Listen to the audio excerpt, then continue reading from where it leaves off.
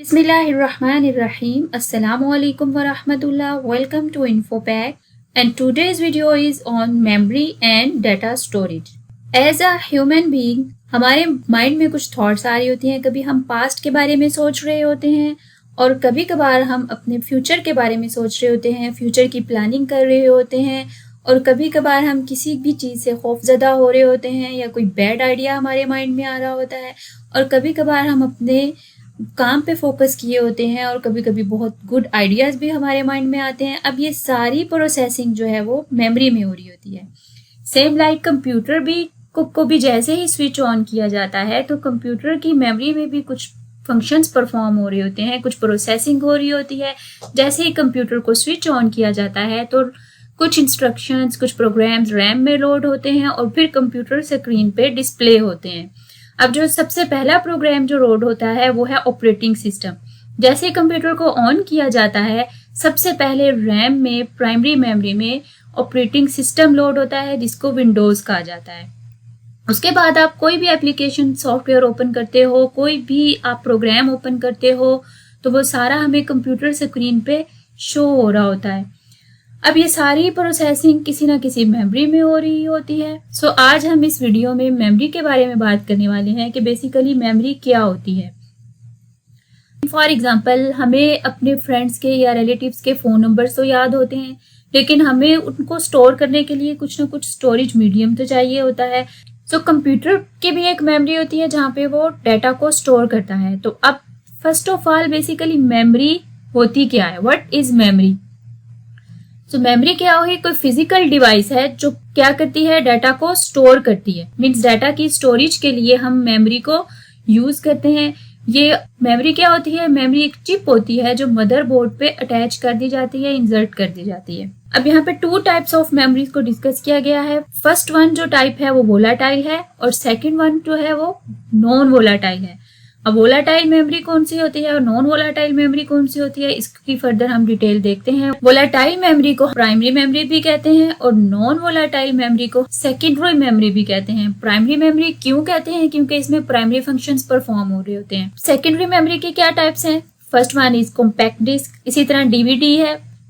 Third one is hard disk, flash drives and memory cards जो आजकल mobiles में use हो रहे होते हैं. मोबाइल भी एक कंप्यूटर ही की तरह काम करता है, ये मिनी कंप्यूटर है. वोलाटाइल मेमोरी की क्या एग्जांपल है, रैम एंड रोम. आपके कोर्स में रैम की डिटेल बताई गई है लेकिन रोम की डिटेल नहीं बताई गई. जो ओल्ड कोर्स था उसमें रोम को डिटेल में डिस्कस किया गया था लेकिन यहाँ पे एक्सक्लूड कर दिया गया है. लेकिन रोम को प्राइमरी मेमोरी क्यों कहा जाता है, क्योंकि इसमें बेसिक इंस्ट्रक्शंस राइट कर दी जाती हैं. कौन सी, बायोस की बेसिक इनपुट आउटपुट सिस्टम जो है वो रोम के अंदर राइट कर दिया गया है. जैसे ही आप कंप्यूटर को स्विच ऑन करते हैं जो सबसे पहले ऑपरेटिंग सिस्टम डाउनलोड होता है रैम में, उसकी जो इंस्ट्रक्शंस हैं वो रोम में पहले से राइट कर दी गई हैं और वो चेंज नहीं की जा सकती. इसीलिए इस मेमोरी को रीड ओनली मेमोरी कहा जाता है और नॉन वोलाटाइल मेमोरी कहा जाता है, क्योंकि अगर आप स्विच ऑफ भी कर दो कंप्यूटर को तो वो इंस्ट्रक्शंस रोम में ही रहती हैं, वो खत्म नहीं होती, मीन्स डिलीट नहीं होती वहाँ. फॉर एग्जाम्पल, जैसे अब ये आप के सामने एक विंडो शो हो रही है तो यहाँ पे ये कुछ बायोस की इंस्ट्रक्शन लिखी हुई है जिसमें वो सारी चेकिंग परफॉर्म कर रहा होता है कि हर चीज प्रॉपरली काम कर रही है और बायोस के बारे में सारी डिटेल जो है वो गिवन होती है. Now what is main memory और प्राइमरी मेमोरी. मेन मेमोरी को प्राइमरी मेमोरी भी कहते हैं, वोलाटाइल मेमोरी भी कहते हैं. वोलाटाइल मेमोरी इसलिए कहते हैं कि जैसे ही कंप्यूटर को स्विच ऑफ करें इंस्ट्रक्शन लॉस हो जाती है. इंटरनल मेमोरी भी कहते हैं क्योंकि इसमें इंटरनल इंस्ट्रक्शंस जो हैं वो परफॉर्म हो रही होती हैं. और टेम्परेरी मेमोरी भी कहते हैं क्योंकि इसमें डाटा लॉस हो जाता है, टेम्परेरी स्टोरेज के लिए इसको यूज किया जाता है. अब मेन मेमोरी बेसिकली है क्या, main memory working area of computer है जो आप करंटली या इमीडिएट आपको प्रोग्राम चाहिए, आपने उसको इमीडिएटली लोड करवाना है मेमोरी में और उसको यूज करना है, उस पर प्रोसेसिंग परफॉर्म करनी है, वो सारी मेन मेमोरी में होगी. सो मेन मेमोरी क्या है, मेन मेमोरी में क्या होता है, ये इंटरनल मेमोरी होती है कंप्यूटर की और कंटिन्यूअसली इसमें जो डाटा और प्रोग्राम है वो ओवरराइट होते रहते हैं. It communicates directly with CPU. यही रीजन है कि हमें क्विक एक्सेस चाहिए होती है डाटा की, तो इसको डायरेक्टली सीपीयू से कनेक्ट कर देते हैं कि जो भी हम फंक्शन परफॉर्म करवाएं वो इसमें लोड हो और उसके बाद प्रोसेसिंग होती रहे और उसके बाद हमें आउटपुट शो हो जाए. मेन मेमोरी की जो एग्जांपल है वो रैम है। अब रैम को डिस्कस कर लेते हैं। What is RAM? RAM stands for random access memory. ये ऐसी डिवाइस होती है जिसमें डाटा तब तक रहता है, तब तक सेव रहता है जब तक उसको पावर सप्लाई मिल रही है। जब तक पावर सप्लाई कनेक्टेड है रैम से तब तक इसमें डाटा रहेगा। जैसे ही पावर सप्लाई बंद हुई तो डाटा लॉस हो जाएगा, इसीलिए इसको वोलाटाइल मेमोरी कहा जाता है। रैम को हम रीड राइट मेमोरी भी कहते हैं। रीड राइट मेमोरी रैम को क्यों कहा जाता है? क्योंकि हम इसमें डाटा को राइट भी कर सकते हैं और हम इससे डाटा को रीड भी कर सकते हैं, इसलिए हम रैम को रीड राइट मेमोरी भी कहते हैं। Now what is non volatile memory और secondary memory? Non volatile memory क्या होती है? वो मेमोरी जिसमें डाटा तब भी स्टोर रहता है जब पावर सप्लाई ना मिल रही हो। जैसे इलेक्ट्रिसिटी ऑफ होती है उसमें डाटा सेव रहता है। इसकी जो एग्जांपल है वो रोम है और डिफरेंट फ्लैश ड्राइव्स हैं, हार्ड ड्राइव्स हैं, मेमोरी कार्ड्स हैं। आप कंप्यूटर को ऑफ कर दो या मोबाइल को ऑफ कर दो, आपका डाटा सेव रहता है। सो अभी तक हमने क्या देखा कि बेसिकली मेमोरी क्या होती है।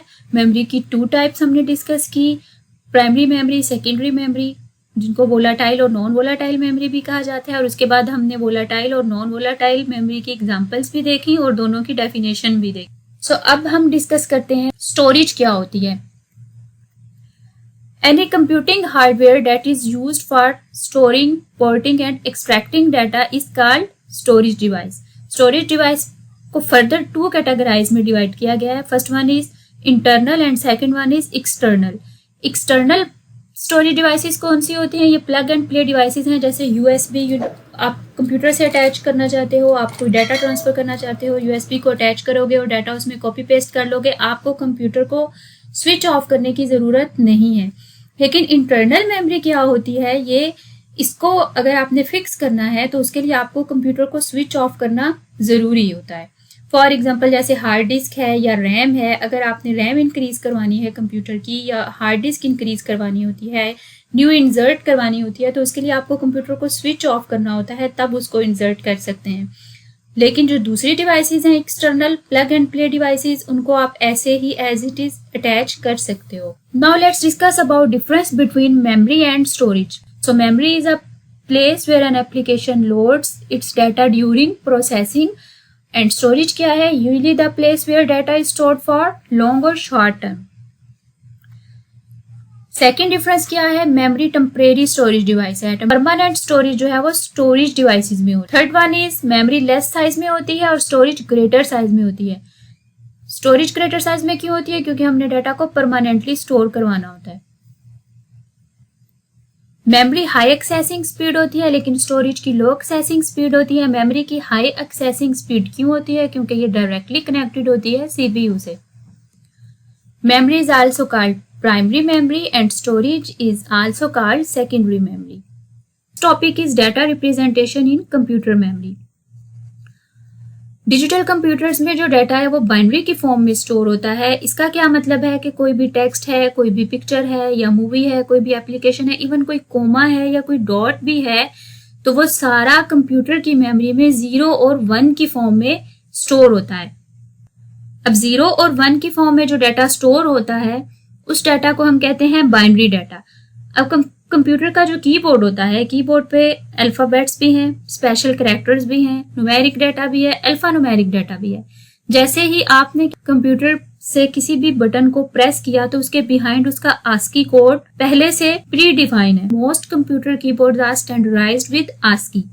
When you enter a letter और अ नंबर या फिर कोई कंट्रोल कमांड, कुछ भी आप एंटर करते हो, देन क्या होता है, corresponding ASCII code goes into the computer. उससे रेलिवेंट जो कोड है वो कंप्यूटर में चला जाता है। सो आस्की में जो 256 कैरेक्टर्स होते हैं और ये 8 बिट कोडिंग स्कीम है। ये आपने बात याद रखनी है कि ये 8 बिट कोडिंग स्कीम है। तो जो फर्स्ट 32 कोड्स हैं आस्की में वो कंट्रोल कैरेक्टर्स के लिए यूज होते हैं, वो प्रिंट नहीं होते और ना डिस्प्ले होते हैं। लेकिन जो बाकी कैरेक्टर्स हैं वो ग्राफिकल सिंबल्स के लिए यूज किए जाते हैं और उनको डिस्प्ले भी करवाया जाता है, जिसमें क्या इंक्लूड है, लेटर्स इंक्लूड है, alphabets, lower case, upper case और 10 जो डेसिमल है वो भी इंक्लूड है, डेसिमल डिजिट्स 0 से 9 तक, पंक्चुएशन साइंस हैं डिफरेंट टाइप्स के और जो कॉमन सिंबल्स हैं वो भी इसमें इंक्लूड है। सो आस्की क्या है, ये प्री डिफाइन एक स्टैंडर्ड बना दिया गया है जिसको कन्वर्जन के लिए यूज किया जाता है। ये सारे डाटा की कन्वर्जन को बाइनरी में कन्वर्ट करने के लिए आस्की को यूज किया जाता है। What does ASCII stands for? ASCII stands for American Standard Code for Information Interchange, information के इंटरचेंज के लिए। ये बहुत इंपॉर्टेंट फॉर्म है, ये बोर्ड के एग्जाम में भी आ जाती है, सो इसको जरूर याद कीजिएगा।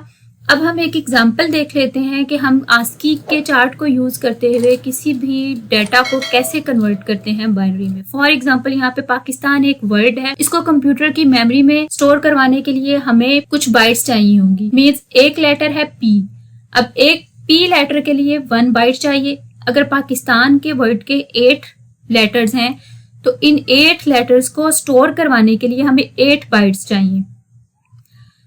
सो हम ASCII चार्ट से जो आपके बुक में भी गिवन है इसके कॉरिस्पॉन्डिंग जो डेसिमल कोड होगा वो देख लेंगे। फॉर एग्जांपल कैपिटल P का कोड 80 है, A का 97, K का 107 और स्मॉल I का 105, S का 115, T का 116 and up to so on.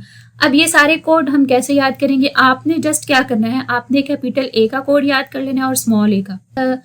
Capital A का कोड है 65, बस बाकी आपने उसको इंक्रीमेंट करते जाना है ABCD और वो 65, 66, 67 और स्मॉल A का क्या कोड है 97। इस तरह आपको A से Z तक के कोड तो इजीली याद करने की जरूरत ही नहीं, आपको सिर्फ फर्स्ट कोड याद करना है। अब देखें इससे रेलिवेंट जो डेसिमल हमने कोड देख लिया, उसके बाद हमने उस डेसिमल को बाइनरी में कन्वर्ट करना है। अब डेसिमल को बाइनरी में कन्वर्ट करने का तरीका मैंने आपको बताया हुआ है, अगेन रिपीट कर देती हूँ। फॉर एग्जांपल एक डेसिमल नंबर है 72, हम इसको डिवाइड करेंगे 2 से और तब तक हम इसको 2 से डिवाइड करते जाएंगे जब तक हमें रिमाइंडर 0 नहीं मिल जाता। उसके बाद जितनी भी बाइनरी है हम उसको रिवर्स ऑर्डर में लिख लेंगे, means down to up direction. उसके बाद हमारे पास जो है वो बाइनरी आ जाएगी। अब हमने क्या करना है, इस बाइनरी को राइट कर देना है। फॉर एग्जांपल हसन एक नेम है और हम हसन के नेम को बाइनरी की फॉर्म में कन्वर्ट करना चाहेंगे, तो मैंने यहाँ पे जो सारे लेटर्स हैं वो कैपिटल लिए हैं, लेकिन अगर H कैपिटल है बाकी स्मॉल है तो हमने स्मॉल कोड को चेक करना है। फॉर एग्जांपल यहाँ पे H से कॉरिस्पॉन्डिंग ASCII का जो डेसिमल कोड है वो 72 है और A का जो है वो 65 है। इसी तरह S का 83 है और N का 78 है। हमने इन सारे कोड्स को राइट कर लिया, उसके बाद हमने इन डेसिमल को फर्दर कन्वर्ट किया बाइनरी में और बाइनरी में फर्दर कन्वर्ट करने के बाद हमने इनको सेम उसी पोजीशन में राइट कर दिया जिसमें ये लेटर्स थे। तो अब जो हसन नेम है वो बाइनरी की फॉर्म में कुछ इस तरह से शो होगा। सो आप भी जरूर ट्राई कीजिएगा कि आप सबके नेम बाइनरी की फॉर्म में किस तरह से प्रेजेंट।